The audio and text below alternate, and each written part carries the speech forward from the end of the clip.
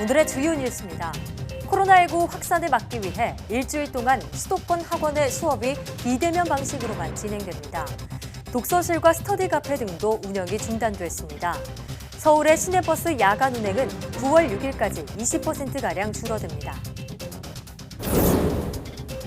방역당국은 지난 2주간 감염원을 알 수 없는 확진 사례가 20%를 넘었다며 이번 한 주가 코로나19 확산 여부를 결정할 최대 분수령이라고 밝혔습니다.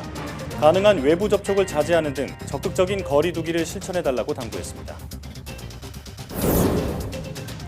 지난달 소비가 전월 대비 6% 감소해 코로나19 사태가 시작된 지난 2월 이후 최대 감소폭을 기록했습니다. 자동차 개별 소비세 인하폭이 7월부터 축소됐고 긴급재난지원금이 소진되는 등 정책 효과가 줄어든 영향으로 풀이됩니다. 미국 식품의약국 FDA가 코로나19 백신을 3상 임상시험 전에 승인할 준비가 돼 있다고 밝혔습니다. 러시아와 중국에 이어 미국도 임상시험 전에 백신을 승인할 경우 대선을 앞둔 정치적 결정이라는 비판과 함께 백신의 신뢰성이 도마에 오를 것으로 보입니다. 코로나19의 확산으로 게임 이용자가 늘면서 게임 시장에서도 변화의 조짐이 나타나고 있습니다. 특히 글로벌 게임 시장에 이어 국내에서도 이동통신 3사가 클라우드 게임 시장 선점을 위해 본격적인 경쟁에 나서고 있는데요. 오늘 스마트 라이프에서는 코로나19가 가져온 게임 시장의 판도 변화를 점검합니다.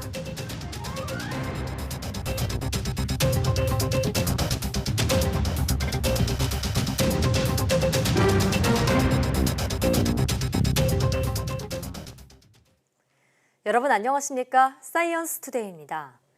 박능후 중앙재난안전대책본부 1차장은 코로나19의 전국 확산과 관련해 국민 한 명 한 명이 방역의 주체가 돼 이번 일주일은 최대한 집에 머무르고 접촉을 최소화해달라고 요청했습니다. 박능후 1차장은 정부 서울청사에서 열린 중대본 회의에서 이번 주가 앞으로의 증가세를 꺾느냐, 그렇지 못하느냐의 분수령인 만큼 국민 모두가 한마음으로 함께해 주시길 간곡히 부탁드린다고 말했습니다. 박 차장은 지난 2주간 확진 사례 중 감염원을 알 수 없는 경우가 20% 넘게 발생했고 특히 의료기관, 요양시설의 감염도 증가하고 있다면서 상황의 심각성을 강조했습니다. 박 차장은 지금은 그 어떤 시기보다 위험한 상황이지만 상황을 극복하게 만들어줄 백신은 국민 여러분으로 일상을 멈추고 적극적으로 실천하는 것만이 우리 모두를 보호할 수 있음을 기억해달라고 당부했습니다. 코로나19 장기화로 국내 기업 채용 계획 인원이 11년 만에 가장 낮은 수준으로 떨어진 것으로 나타났습니다. 고용노동부가 발표한 상반기 직종별 사업체 노동력 조사를 보면 5인 이상 사업체의 올해 2분기와 3분기의 채용 계획 인원은 23만 8천 명으로 지난해 2, 3분기보다 1만 3천 명 감소했습니다. 이는 글로벌 금융위기 때인 지난 2009년 1분기에 20만 8천 명 이후 가장 적은 규모로 불안한 최근 경제 상황으로 채용을 중단하거나 축소한 기업이 많다는 뜻으로 풀이되고 있습니다. 올해 1분기 5인 이상 사업체의 구인 인원은 79만 3천 명으로 지난해 1분기보다 3만 2천 명 줄었고 채용 인원도 73만 4천 명으로 1만 4천 명 줄었습니다. 회복세를 이어가던 소비가 넉 달 만에 감소세로 돌아섰습니다. 재난지원금과 개별 소비세 등 정책 효과가 줄어든 영향이 컸습니다. 설비 투자는 감소한 반면 전 산업 생산은 2달 연속 증가세가 이어졌습니다. 보도에 오인석 기자입니다. 3개월 연속 회복세를 타던 소매 판매가 7월에는 큰 폭으로 감소했습니다.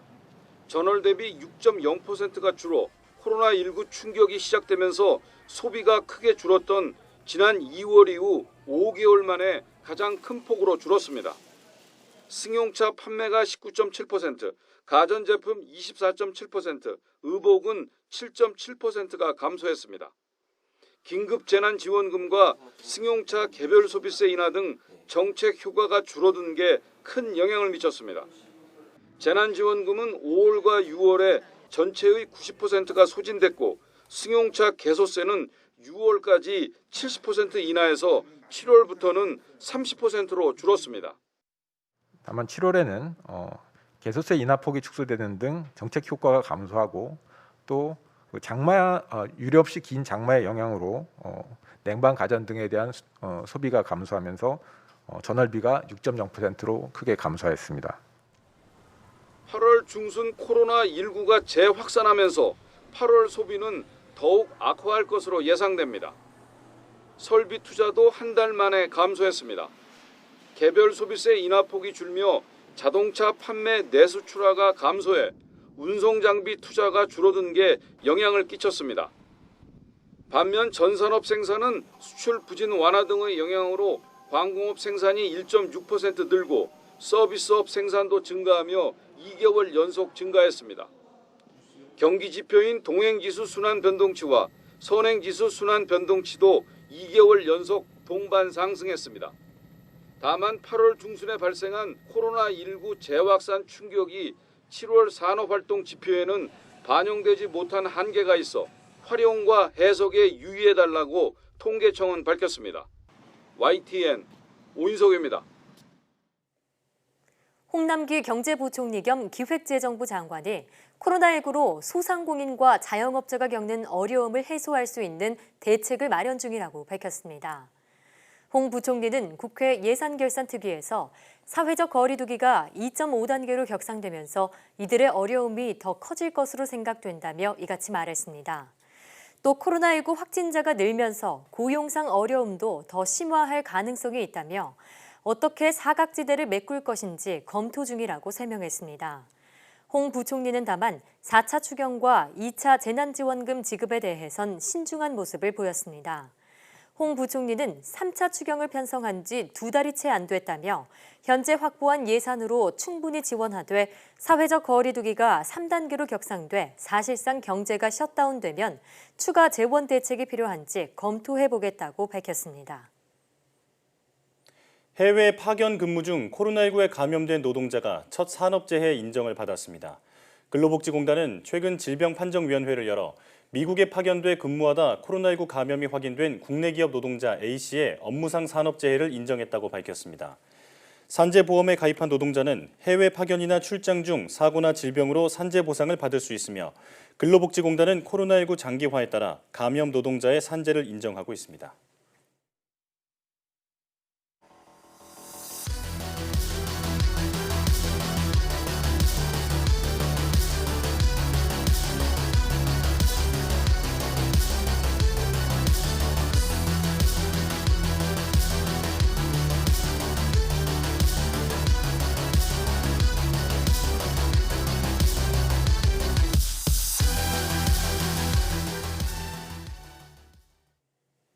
수도권의 강화된 사회적 거리두기 2단계 시행에 따라 서울 시내버스의 야간 운행이 줄어듭니다. 서울시는 9월 6일까지 밤 9시 이후 시내버스 325개 노선의 야간 운행 횟수를 현재 4,554회에서 3,664회로 910회, 약 20% 줄인다고 밝혔습니다. 다만 20개 혼잡 노선과 심야버스, 마을버스는 감축 운행 대상에서 제외됩니다. 이번 조치는 시민들의 사회적 거리두기 동참과 조기 귀가를 유도하기 위한 것입니다. 코로나19의 재확산을 막기 위해 오는 6일까지 수도권에 있는 학원들의 수업은 비대면 방식으로만 허용됩니다. 중앙재난안전대책본부가 300인 미만의 학원과 독서실 등에도 집합금지를 적용하기로 한 데 따른 조치입니다.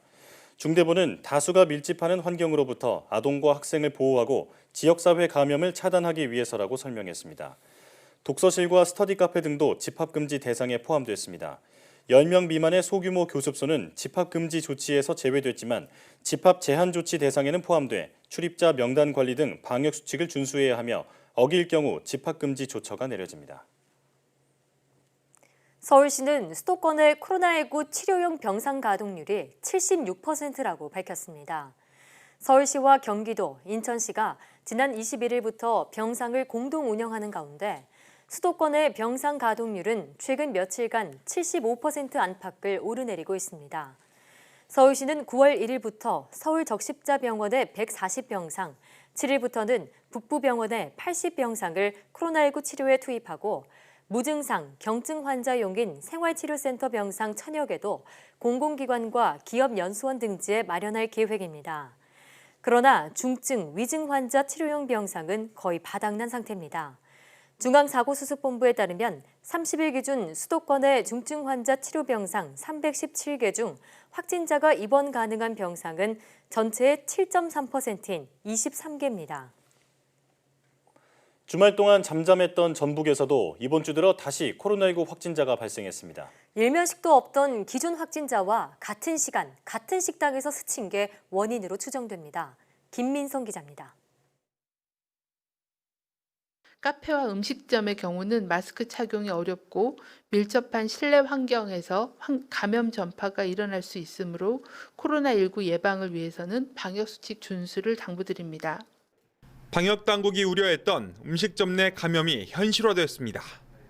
전북 87번째 확진자로 분류된 무주군에 사는 20대 여성 A씨. 전북에서 사흘 만에 나온 확진자 A씨는 지난 17일 지인들과 함께 간 군산의 한 음식점에서 감염된 것으로 추정됩니다. 근본 87번째 도내 확진자는 당초 54번째 도내 확진자와 같은 음식점에서 등을 지고 식사를 한 사례입니다. 역학조사 결과 A씨가 전북 54번 확진자와 동선이 겹친 건 20분 정도입니다. 서로 다른 테이블에서 각자의 일행과 만난 게 전부입니다.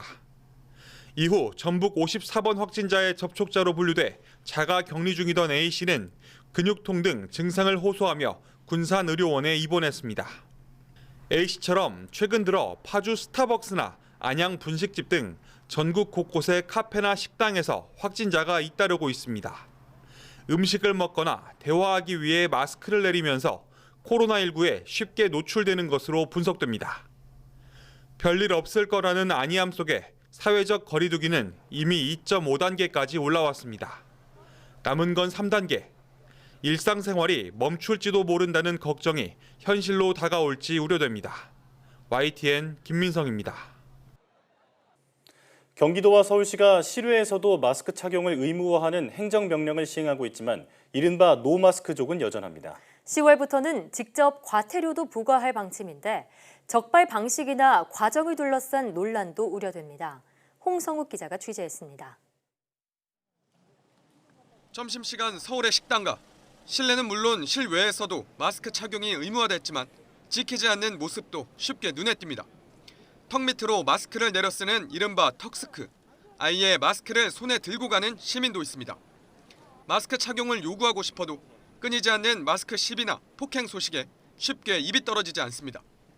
그런 사람들이 대부분이 말을 해서 들을 사람이 아니지 않습니까? 생각해 보면. 그래서 말을 못하게 되는 것 같아요. 써줬으면 하는 이런 혼자의 마음속으로 이렇게 다들 가지고 있겠죠. 실제로 마스크 착용을 요청하자 다가와 욕을 하거나 고함을 지르며 위협하는 승객도 있었습니다. 불안해도 마스크 착용을 요청하기가 쉽지 않은 이유입니다. 폭행 시비에 휘말릴 수도 있고 또 그렇게 실제로 말씀을 하셨다가 싸움이 일어났다는 경우를 좀 봐서 제가 직접 말씀드리기는 좀 어려울 것 같아요. 웬만하면 제가 자리를 피할 것 같아요. 마스크 시비와 난동이 끊이지 않자 서울교통공사는 기존 지하철 앱에 신고 기능을 추가했습니다. 지하철 내에서 마스크를 착용하지 않은 승객을 마주쳤을 때 직접 착용을 요청하지 않고 이 스마트폰 앱을 이용해 신고할 수 있습니다. 오는 10월부터는 마스크 미착용 시 10만 원 이하 과태료를 물리는 감염병 예방법 개정안이 시행됩니다. 이미 마스크 착용을 의무화하도록 행정명령을 내린 자치단체들은 계도 기간을 거쳐 본격적인 단속에도 나설 방침입니다. 다만 실제 과태료를 부과할 경우 적발 방식이나 과정 등을 두고 다툼도 적지 않을 것으로 우려됩니다. 경찰이나 구청 인력들이 돌아다니면서 불법 주정차돼 있는 걸 확인하고 그 증거를 남겼을 때 과태료 부과를 하잖아요.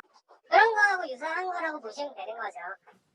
물론 단속이나 과태료 부과 등으로 마스크 착용을 강제하는 것만이 해결책은 아닙니다.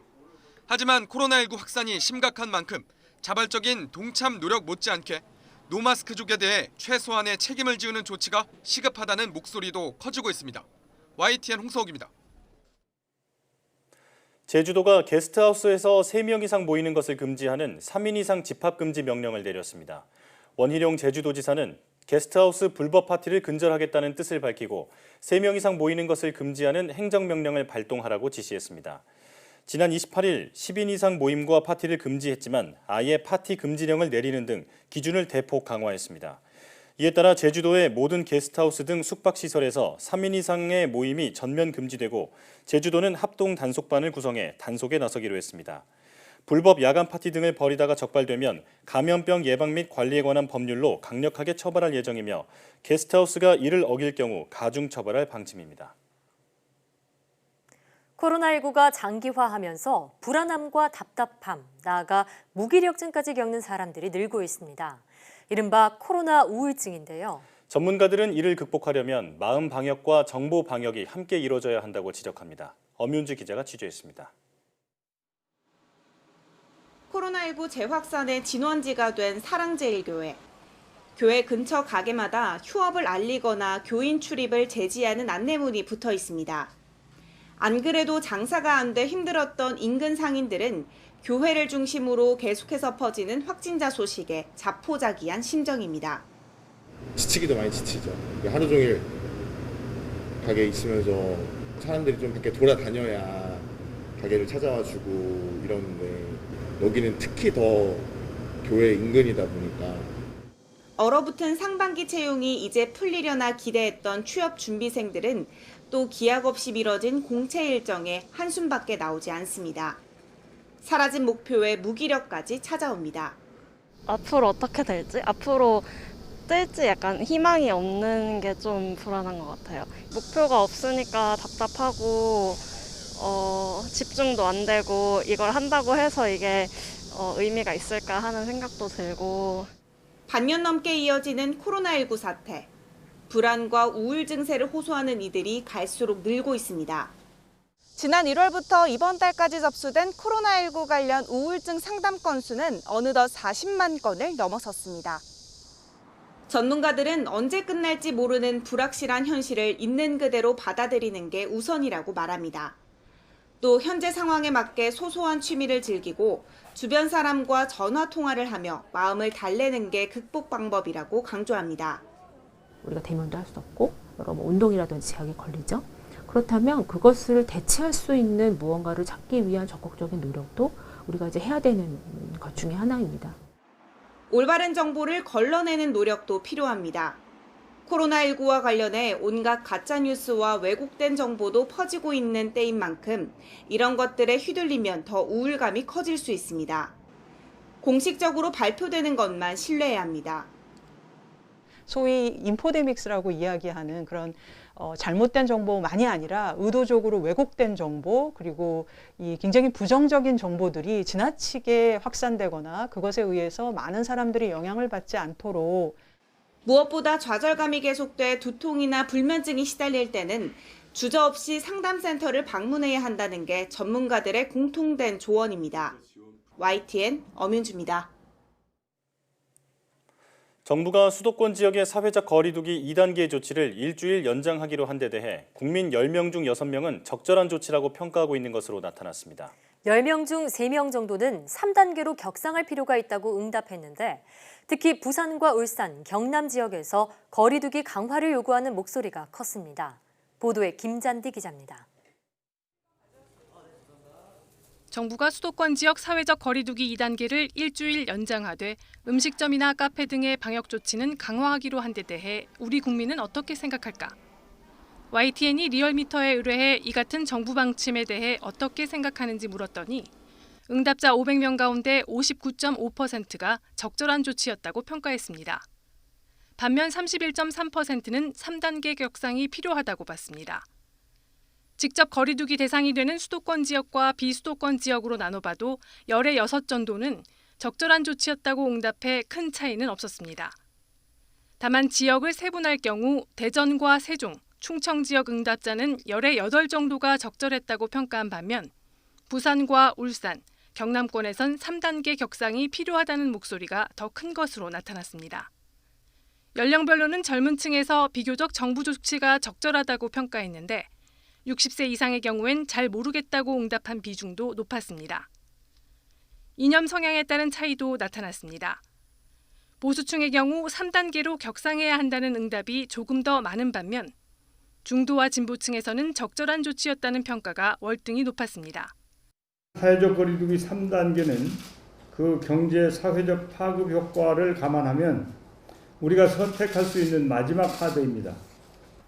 다만 강화된 2단계 조치로도 코로나19 확산세가 잡히지 않을 경우 더 늦기 전에 3단계로 격상해야 한다는 주장에 더욱 힘이 실릴 것으로 보입니다. YTN 김지한입니다. 사회적 거리두기 3단계 격상이 점점 현실로 다가오고 있습니다. 3단계가 적용되면 사실상 모든 일상이 멈추게 되는데요. 출근부터 늦은 밤까지 하루가 어떻게 달라지는지 김지환 기자가 알아봤습니다.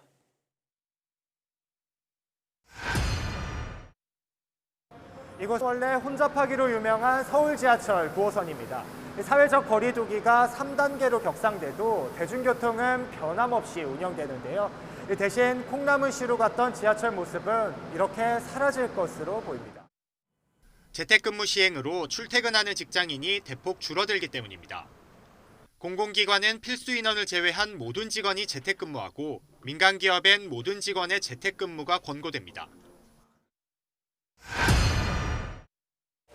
거리두기 3단계에선 집회는 물론이고 회식이나 각종 모임에도 10인 이상 집합금지 원칙이 적용됩니다. 10인 이상의 집합을 금지시키는 것이 거의 모든 일상 영역에 다 해당이 되기 때문에 그 부분들이 음식점에서 10명 미만일 때만 함께 밥을 먹을 수 있습니다. 포장이나 배달은 허용됩니다. 현실적으로 직장인들은 이렇게 배달을 시킬 가능성이 높은데요. 가정에서도 수요가 크게 늘어날 가능성이 있어서 이른바 배달 대란으로 번질 수도 있습니다. 3단계는 사실상 봉쇄 조치나 다름없습니다. 영화관, 목욕탕, 헬스장, 공연장 등 중위험 시설까지 모두 문을 닫기 때문입니다. 외출해도 갈 데가 별로 없어 이른바 방콕 집콕 말고는 남는 시간을 활용하기도 애매합니다. 지금까지 해왔던 부분이 아니니까 답답한 게 첫 번째일 것 같고, 그리고 제가 할 수 있는 것들을 제한받으니까 재미없고 우울할 것 같고, 그렇게 되면 직장도 못 나가는 거 아닌가 싶어요. 밤 9시가 지난 서울 번화가입니다. 거리두기 2단계인데도 도심은 이미 이렇게 텅 비었는데요. 3단계는 분위기가 더 무겁게 가라앉아서 불빛조차 찾기 힘들 것으로 보입니다. 대형마트나 음식점이 문을 열기는 하지만 영업시간은 밤 9시까지로 제한됩니다.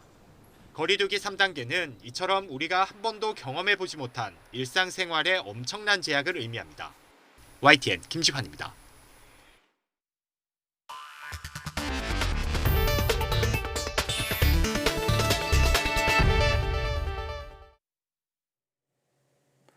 미국 식품의약국 FDA가 코로나19 백신을 3상 임상시험 전에 승인할 수도 있음을 시사했습니다. 만일 이렇게 될 경우 대선을 의식한 정치적 결정이라는 비판과 함께 백신의 신뢰성에 대한 의문이 제기될 것으로 보입니다.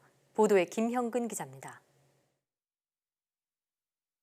스티브 한 미 식품의약국 국장은 인터뷰에서 3상 임상시험이 끝나기 전에 코로나19 백신을 승인할 준비가 돼 있다고 말했습니다. 패스트트랙 방식으로 신속히 승인할 수 있다는 겁니다. 다만 백신을 통해 얻는 이득이 위험성을 능가할 때 집행될 것이라고 단서를 달았습니다. 일반적으로 백신은 효과뿐 아니라 안전성을 확인하기 위해 엄격한 3상 임상시험을 통과한 뒤에 사용 승인을 받습니다. 하지만 앞서 중국과 러시아는 3상이 끝나기 전 코로나19 백신 사용을 승인했습니다. 오는 11월 대선을 앞둔 미국도 신속한 백신 승인을 추진할 것이라는 관측이 나오고 있습니다. 트럼프 대통령이 그동안 여러 차례 대선 전 백신 개발을 강조해왔기 때문입니다. The vaccine, I'm optimistic that it'll be probably around that date. I believe we'll have the vaccine before the end of the year, certainly, but around that date, yes, I think so. 문우신 재무장관과 메도스 백악관 비서실장도 최근 3상을 마치지 않은 백신의 긴급 사용을 승인할 수 있다고 말했습니다. 일각에서는 이 같은 일련의 움직임 속에는 대선 전 백신 공급을 통해 선거 국면을 유리하게 바꿔보자는 계산이 깔려 있다고 보고 있습니다. 하지만 백신의 신속 승인이 현실화할 경우 부닥칠 비판 여론도 만만치 않을 것으로 보입니다. 대선 승리를 위해 국민의 안전을 도외시했다는 비판에 직면할 것이기 때문입니다. 또 효과 못지않게 안전성이 중요시되는 백신의 신뢰성이 땅에 떨어질 수도 있습니다. 이런 점 때문에 의료계와 보건학자들은 백신의 신속 승인에 큰 우려를 나타내고 있습니다. I thought that there was likely a danger in doing this before we know how safe and effective this vaccine is. And we have to worry not only about making a safe and effective vaccine, but creating confidence in the public so that they desire to actually take this vaccine. 앤서니 파우치 미국 국립 알레르기 전염병 연구소 소장도 속성 개발에 공개적인 반대 의견을 밝히고 있습니다. YTN 김영근입니다. 브라질 보건당국이 코로나19 백신 승인 절차를 최대한 단축하겠다는 뜻을 밝혔습니다. 브라질 보건부 산하 국가위생감시국의 구스타보 멘지스 의약품 생물학 제품 총괄 담당은 기자회견을 통해 코로나19 백신이 개발되면 승인이 신속하게 이루어지도록 할 것이라고 말했습니다. 현재는 승인 심사에 필요한 모든 서류가 접수되면 60일 안에 심사 결과를 발표하는 것으로 돼 있으나 이 기간을 줄이겠다는 뜻입니다. 멘지스 총괄 담당은 코로나19 피해가 계속되는 상황에서 백신 개발에 대한 압력이 최고조에 달한 상태라면서 정부의 백신 확보 노력을 돕기 위해 승인 심사 기간을 단축할 준비를 하고 있다고 강조했습니다. 코로나19가 장기화하면서 마스크 착용 의무화 등 코로나 제한 조치를 두고 유럽에서는 반대의 목소리가 커지고 있습니다. 독일에서는 4만여 명이 모이는 마스크 착용 반대 집회가 열린 데 이어 일부 시위대가 연방의회 건물 진입을 시도하는 등 정부의 제한 조치에 격렬하게 항의했습니다. 보도에 박철원 기자입니다.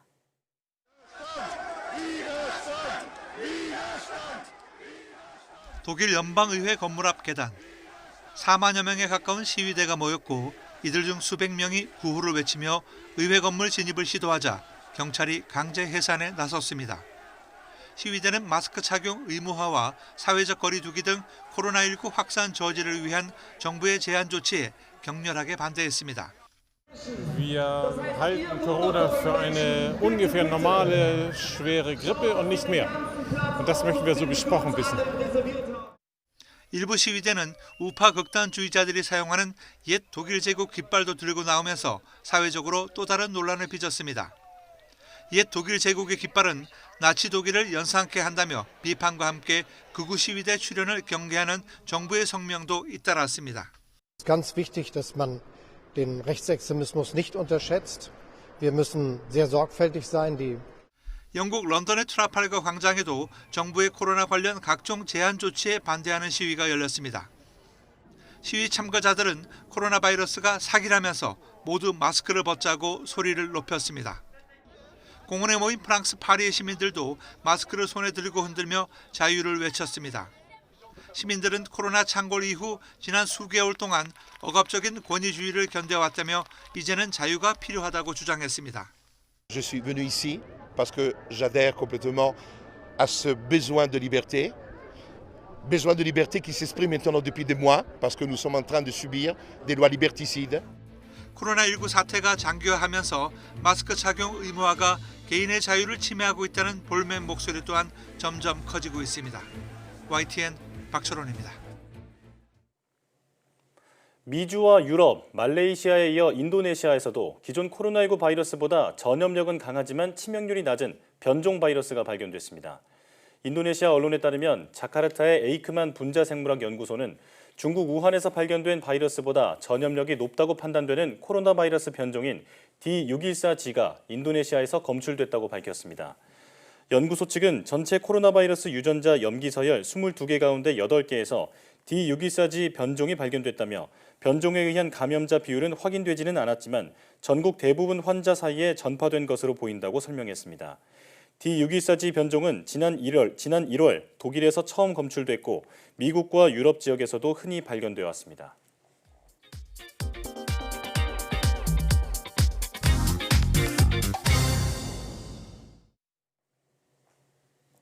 코로나19의 확산으로 집콕 쪽이 늘면서 게임 이용자가 많아졌는데요. 특히 언제 어디서든 스트리밍으로 즐길 수 있는 클라우드 게임이 긍정적인 반응을 보이고 있습니다. 오늘 스마트 라이프 시간에는 클라우드 게임 서비스에 대해 이야기해 보도록 하겠습니다. IT 칼럼니스트 이효은 씨와 함께합니다. 어서 오세요. 안녕하세요. 네. 이동통신 3사가 본격적으로 클라우드 게임 서비스에 나서면서 경쟁에 본격적으로 불이 붙었다라고 합니다. 요즘 뭐 광고도 많이 하더라고요. 네. 자, 그런데 파일을 저장하거나 문서를 수정할 수 있는 그런 클라우드 서비스는 익숙한데 클라우드 게임이라는 건 도대체 어떤 건가요? 원래 이 클라우드 서비스 자체가 인터넷을 이용해서 소프트웨어나 아니면 어떤 플랫폼, 이제 서버, 저장 공간들을 이용할 수 있는 그런 서비스를 가리키잖아요. 예. 클라우드 게임은 그 가운데 이 게임 관련된 서비스를 부르는 말이다라고 생각하시면 될 것 같습니다. 예. 이 클라우드 서버에서 게임을 실행시킨 다음에 이 게임 화면만 받아와서 즐기는 건데요. 다른 말로 스트리밍 게임이나 이제 주문형 게임이라고도 불립니다. 형태는 굉장히 다양하지만 그냥 스마트폰이나 PC에 설치하지 않고 인터넷 서버에 연결해서 즐기는 게임을 클라우드 게임이다라고 생각하시면 될 것 같습니다. 예. 요즘 코로나19 때문에 PC방이나 각종 게임방 이용도 자유롭지 못한 상태인데 이런 장소의 제약 없이 또 오랜 시간 걸리는 그런 설치 시간 없이 고사양 게임을 바로 실행할 수 있다는 점이 좀 특징인 것 같은데요. 근데 고사양 게임도 된다고 하셨는데 어떤 부분인지 좀 더 자세히 설명해 주시죠. 먼저 보실 것은 이제 구글에서 출시한 스테디아란 클라우드 게임 서비스 데모 영상인데요. 이런 수준의 게임이 30만 원짜리 저가형 노트북에서도 돌아갑니다. 일반적으로 게임용 PC나 노트북은 굉장히 비싼 것을 생각하면 좀 대단한 일이다라고 생각을 하고 있고요. 거기에 더해서 이제 게임 진행 상황 같은 경우는 클라우드에 자동으로 저장할 수가 있습니다. 그리고 PC나 스마트폰 등 상황에 따라서 여러 기기에서 돌아가면서 이어서 게임을 할 수도 있고요. 또 보안도 비교적 믿을 수 있는 편이라고 합니다. 그러니까 고사양 게임도 별도의 설치 없이 또 스마트폰이나 저사양 컴퓨터로도 얼마든지 이용이 가능하다. 이렇게 정리하면 되겠는데 자, 그런데 클라우드 게임이라는 그 개념은 아직 많이 알려지진 않은 것 같습니다. 그렇습니다. 이제 이 클라우드 게임 자체는 생각보다 역사가 좀 굉장히 길거든요. 개념 자체는 2000년 그러니까 인터넷이 널리 보급되기 시작할 때부터 아이디어가 나왔고요. 2010년에 첫 서비스가 출시가 됐는데요. 10년 동안 제대로 알려지지 않았습니다. 이 클라우드 게임이 성공하기 위해서 좋은 게임 콘텐츠, 빠른 네트워크, 그리고 좀 제대로 된 비즈니스 모델이 필요한데요. 기존 클라우드 게임 서비스는 이 조건을 충족하지 못했기 때문입니다. 클라우드 게임이 최근에 나온 이야기인 줄 알았는데 이게 10년 전부터 이미 출시된 서비스였군요. 자, 그러면 처음에 클라우드 게임이 출시됐을 때 어떤 모습이었나요? 우선 초기에는 이 네트워크 속도가 좀 굉장히 느린 그런 문제가 있었습니다. 아무래도 그랬겠네요. 또 특정 게임기나 고성능 하드웨어를 요구하기도 했었고요. 특히 게임 같은 경우는 영화와 달라서 이제 직접 조작을 해야 되잖아요. 그래서 이 반응 속도가 굉장히 중요한데 게임 컨트롤러 반응 속도가 너무 느린 게 좀 치명적이었습니다. 물론 지금까지 출시된 서비스가 적지는 않습니다. 대략 한 30개 정도가 나왔는데요. 그 중에서 상업적으로 성공했다 볼 수 있는 서비스가 없을 뿐인 겁니다. 아직 없군요. 그동안 30개 정도나 이 서비스가 있었는데 상업적으로 성공한 건 없다. 이렇게 말씀을 해주셨는데요. 자, 그랬던 클라우드 게임 서비스가 다시 요즘 출시가 되고 있습니다. 어떤 이유에서 그런 건가요? 일단은 그런 한계를 넘어설 수 있을 만큼 기술이 좋아졌기 때문입니다. 사실 상황이 이러니까 클라우드 게임이라는 개념은 저는 이제 부가 서비스 정도로 이제 끝날 줄 알았거든요. 인터넷에서 설치 없이 즐길 수 있는 그런 간단한 게임들 있잖아요. 그런 형태로 끝날 줄 알았는데 갑자기 지난 2018년에 부활하게 됩니다. 이때 구글이랑 MS가 클라우드 게임 서비스를 하겠다고 발표를 했기 때문인데요. 2019년에는 중국 텐센트에서 스타트, 구글은 스테디아, MS는 프로젝트 엑스클라우드, 비디오 게임 회사인 EA에서도 프로젝트 아틀라스라는 클라우드 게임 서비스를 실제로 발표하게 됩니다. 그와 더불어서 이 5G 상용화를 시작한 이동통신사에서도 이 5G 활용 사례로 VR, AR 게임과 더불어서 클라우드 게임을 제시하게 되고요. 이번에 출시된 클라우드 게임 서비스는 그 결과물이라고 보셔도 될 것 같습니다. 그러니까 게임 회사들은 물론이고요. 글로벌 IT 기업들도 거대 기업들 역시도 클라우드 게임 시장에 주목을 하고 있다는 건데 앞서 이동통신사에서도 5G를 활용해서 클라우드 게임 시장에 뛰어들고 있다고 하셨어요. 자세히 설명해 주시죠. 먼저 SKT에서 이 마이크로소프트와 손잡고 엑스박스 클라우드 게임을 다음 달 9월 15일에 출시할 예정입니다. 엑스박스 게임용 게임 100여 개를 클라우드로 이용을 할 수가 있는데요. 인기 엑스박스 게임을 엑스박스 게임기 없이도 즐길 수 있다는 점이 큰 장점입니다. 게임기 없이요? 그리고 KT 같은 경우는 대만 유비투스와 함께 자체 클라우드 게임 플랫폼을 개발했습니다. 이름은 이게 게임박스인데요. 월 5,000원 정도만 내면 국내외 인기 게임은 물론이고 기존에 쉽게 접하지 못했던 인디 게임까지 한 플랫폼 안에서 다운로드 없이 즐길 수 있다라고 합니다. 현재는 이 스마트폰만 지원되지만 PC 또는 이 IPTV용으로 점점 지원 기기를 늘릴 그런 계획이 있고요. 또 KT는 플랫폼 선정을 위해서 이 게임박스 이용료를 경쟁사보다 좀 더 저렴하게 책정했다라고 하네요. 마지막으로 LG 플러스에서는 엔비디아와 협력해서 지포스 나우를 출시했습니다. 지원 게임이 한 300여 가지로 굉장히 많고요. 꽤 많네요. 검은 사막 같은 국내 인기 온라인 게임도 할 수 있는 것이 특징인데요. 현재 시장에 나와 있는 이동통신 3사의 클라우드 플랫폼 중에서 서비스하는 게임이 가장 많습니다. 그렇군요. 이동통신 3사가 모두 다 이 클라우드 게임 시장에 뛰어들고 있는데 몇 가지 궁금한 게 있는데요. 그럼 예를 들면 SKT 같은 경우에는 엑스퍼스와 콜라보를 했다고 하셨잖아요. 스마트폰으로 이 클라우드 게임 이용할 수 있다는 건데 그러면 특정한 앱을 설치해서 다운받으면 되는 건가요? 네, 그렇습니다. 이 스마트폰에서 즐기고 싶으신 분들은 이 관련 클라우드 앱을 다운받아서 이걸 열면 게임 목록이 보입니다. 그 중에서 원하는 걸 딱 선택하면 마치 오락실에서 게임 선택하듯이 바로 이제 게임을 즐길 수 있는 이런 장점이 있고요. 또 PC 같은 경우에도 PC에서 이제 어떤 특정 앱이 있습니다. 관련 소프트웨어를 설치하고 게임을 선택한 다음에 바로 즐길 수 있는 이런 시스템입니다. 그 앱만 다운받으면 수백 가지의 게임을 즐길 수 있다 이런 말씀이시군요. 구글 같은 경우는 뭐 유튜브에서 게임 방송 같은 걸 보시다가 이 게임을 하고 싶다라고 하면은 그 옆에 이제 스위치 아이콘이 뜨거든요. 그걸 누르면 바로 이제 이 게이머가 방송하는 게임을 즐길 수가 있습니다. 5G 폰만 가능한 건 아니죠? 5G 폰만 가능한 건 아니고 이 서비스가 제공해주면은 PC나 LTE 폰에서도 가능합니다. 그런데 5G 폰이 조금 유리한 점은 있습니다.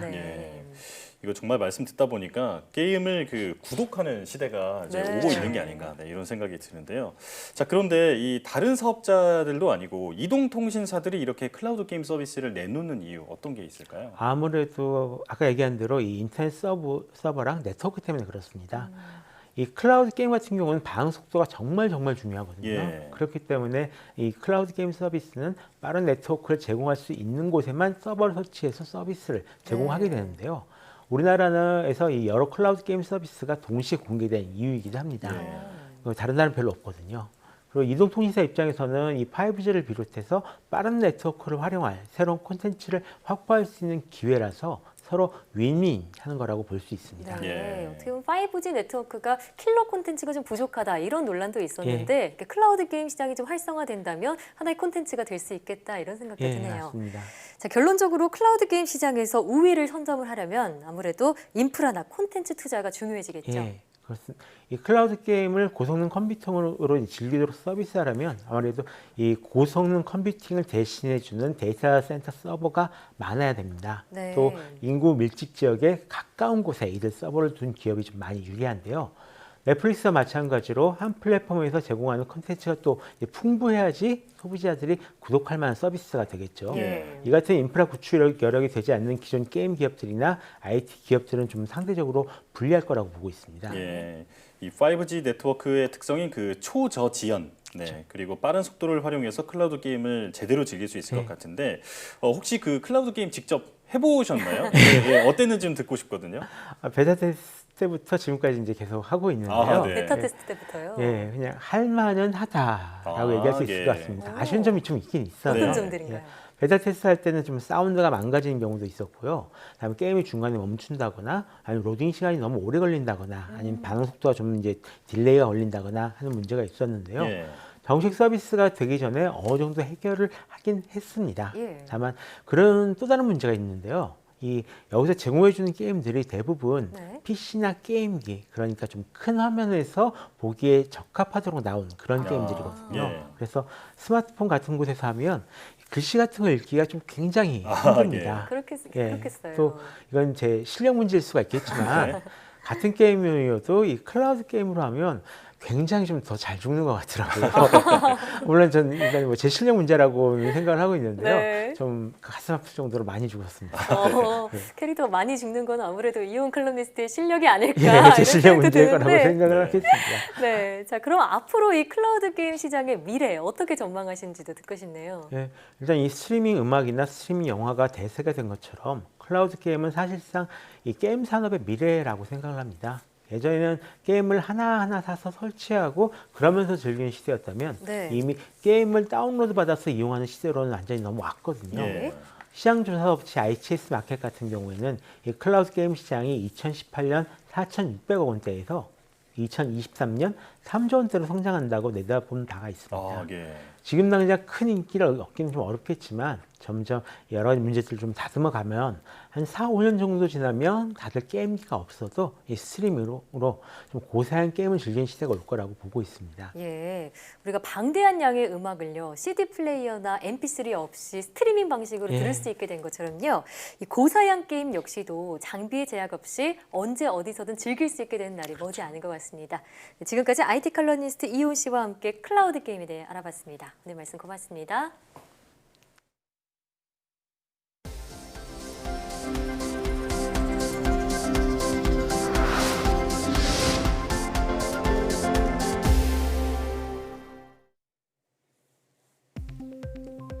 과학기술정보통신부가 김영중 서울대 명예교수 등 2019년도 과학기술 유공자 12명의 업적을 담은 대한민국 과학기술 유공자 공훈록을 발간합니다.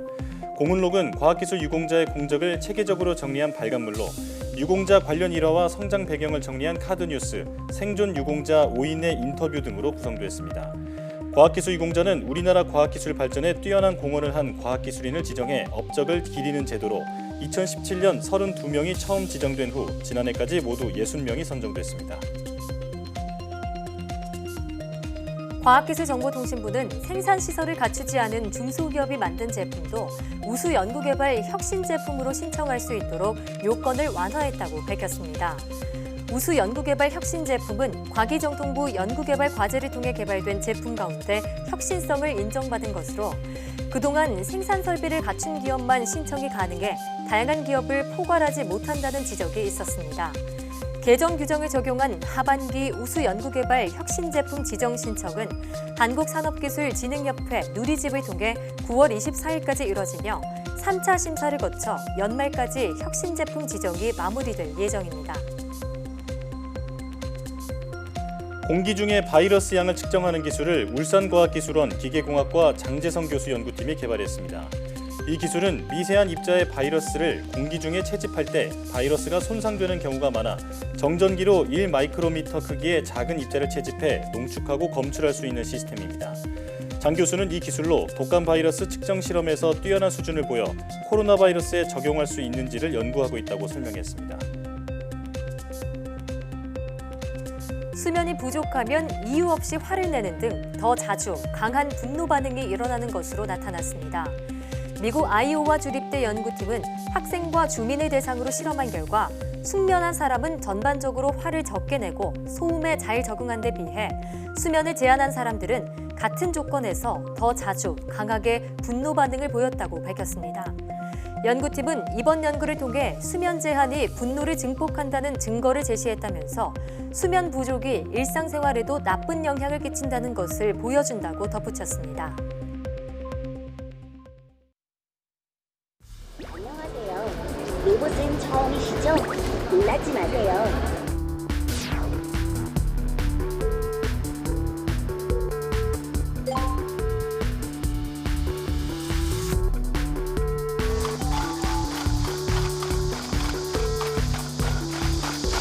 도움이 되는 거죠. 사람을 안전하게 지켜주고 러블리, 예, 그죠? 프렌들리 뭐 좋습니다. 하여튼.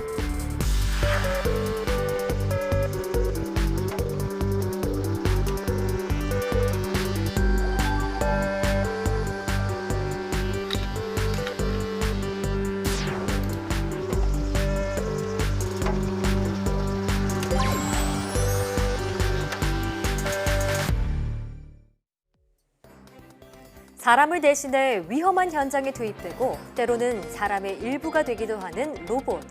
이처럼 로봇은 우리 생활 속에 깊이 들어와 삶의 질을 높여주고 있는데요. YTN 사이언스 휴먼 다큐 프로그램 브라보 K 사이언티스트에서는 25년간 로봇 연구에 매진해온 로봇 공학자 최형렬 박사를 만나봅니다. 여러분의 많은 시청 바랍니다.